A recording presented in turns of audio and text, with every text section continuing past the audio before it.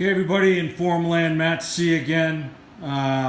This is my third little Traxxion shock install do-it-yourself no helper video.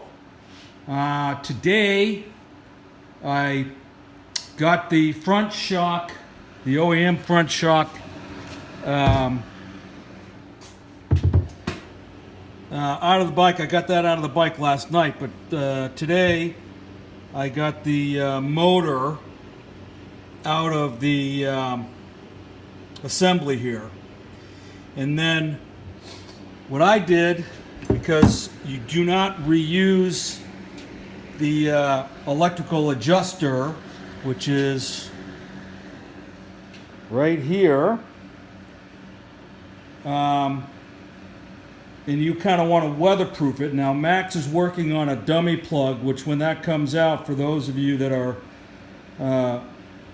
doing this a month from now or 2 months from now, that'll make it really convenient because you won't have to do what I just did. I electrical taped the motor to the dust cap, and then I actually used, this is a cap for that butane can right there, and I put that over the little tit actuator so that it has, an airspace in there, and electrical taped all that up, and then I dunked it in this plastic dip stuff.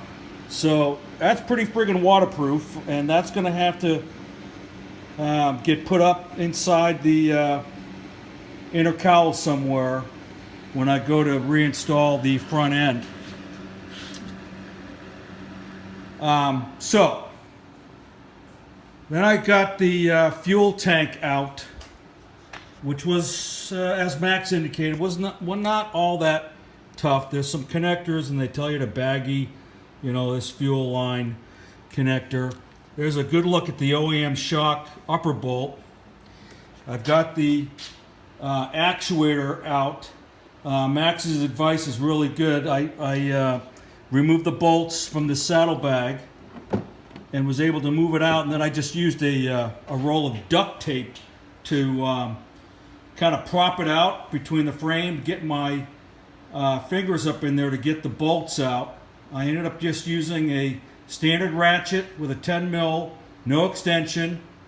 I was able to break the torque that way on those 3 bolts to take out the actuator.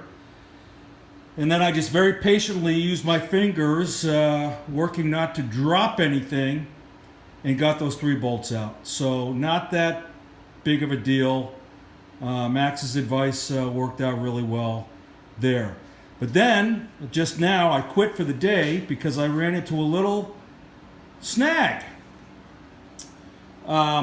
Because I have this bike on this lift like this, you can see right there is the center stand. Well, that center stand is kind of in the way to access the lower dog bone bolts. I actually did get up there with this. That's a 17 mil bolt and a 19 mil nut on the other side. I actually was able to do the old mechanics trick and marry up a couple of wrenches to put enough torque on it to untorque it. But then I'm kind of stuck. I can't really get the dog bone off. So what I need to do tomorrow is put the front end back together, reinstall the Max's front shock, and put the fork back in and do all that work in the front wheel so that I can take the bike down off the lift.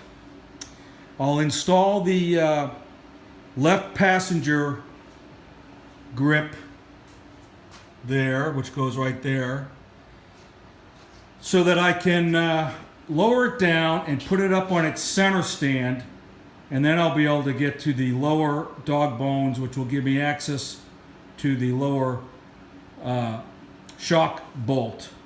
You can see the upper shock bolt is We'll get this line out of the way.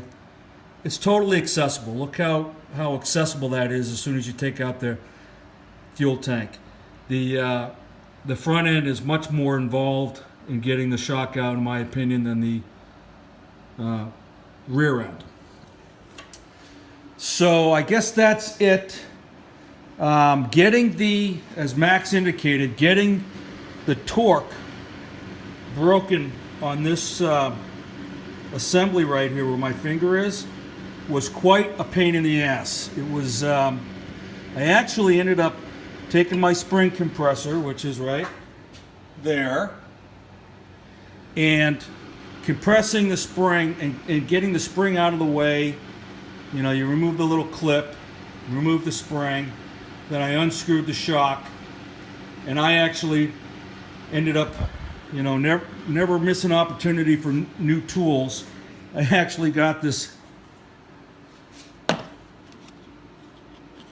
massive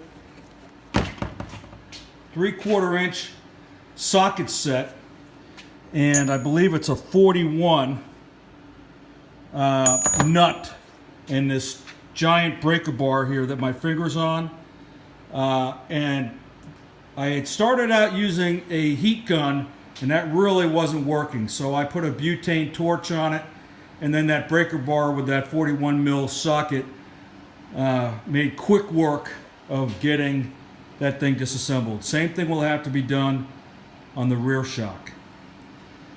So I'm up to bin number 52, I guess, in my parts.